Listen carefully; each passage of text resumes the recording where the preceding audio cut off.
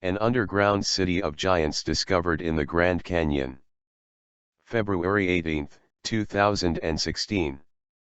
Website: lawclip.com. Produced by Higher Self. Even with advances in modern-day archaeology, most of the world's buried cities still remain a mystery. Amazing discoveries require great efforts and sometimes, an even greater amount of luck. If we were to trust early 20th century journalism, we would learn that serendipity led to the doorstep of the most famous and fascinating underground city of giants discovered to date. According to an article published in the Arizona Gazette on April 5, 1909, the Grand Canyon was once home to a civilization that most likely consisted of individuals of cyclopean proportions.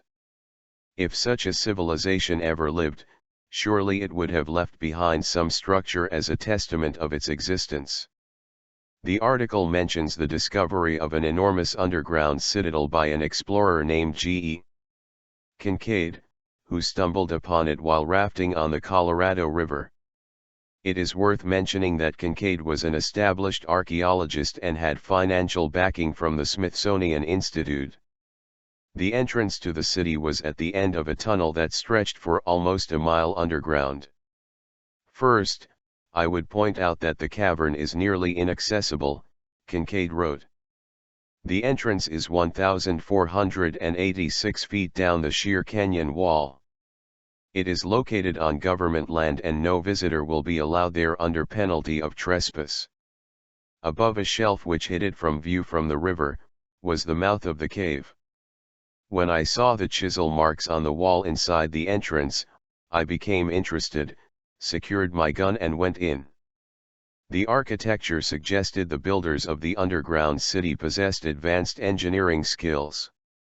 The central hub of the subterranean city was a mammoth chamber out of which passageways radiated like spokes on a wheel. The walls of the main chamber were adorned with copper weapons and tablets covered in hieroglyphic symbols, not dissimilar to those found in Egypt. Another finding that pointed to an Egyptian link were the mummified bodies, by far the most intriguing things inside the citadel. No mummy measured less than 9 feet, and all of them were wrapped in dark linen. Kincaid wrote, he had stood one of them up and photographed it by flashlight, but that photo is nowhere to be found. Further exploration revealed something about the religion of the city's giant inhabitants.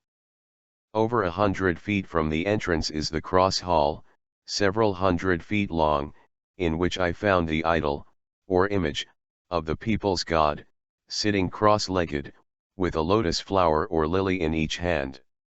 The cast of the face is oriental, and so is the carving of this cavern. The idol almost resembles Buddha, though the scientists are not certain as to what religion it represents.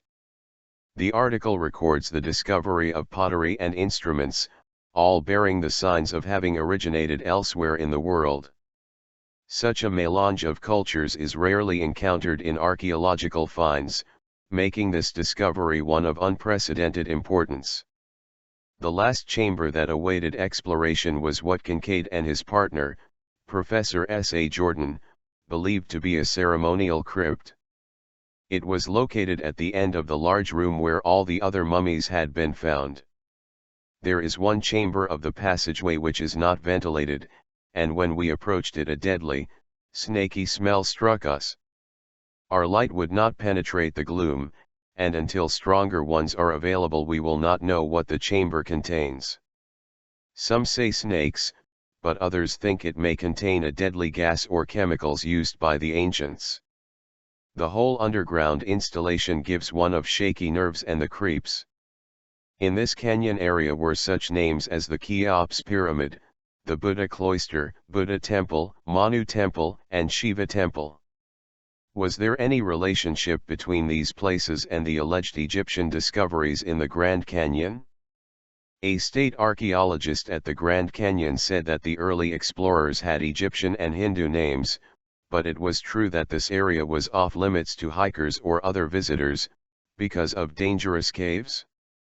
Indeed, This entire area named after the Egyptians and Hindus in the Grand Canyon is a forbidden zone. No one is allowed into this large area. Our research could only conclude that this was the area where the vaults were located. Today, this area is still curiously off limits to hikers and even, in large part, to park personnel.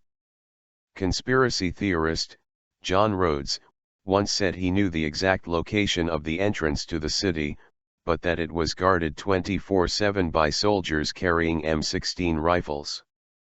Another idea floating around the internet says that the underground city now serves as a museum for the shadowy ruling class.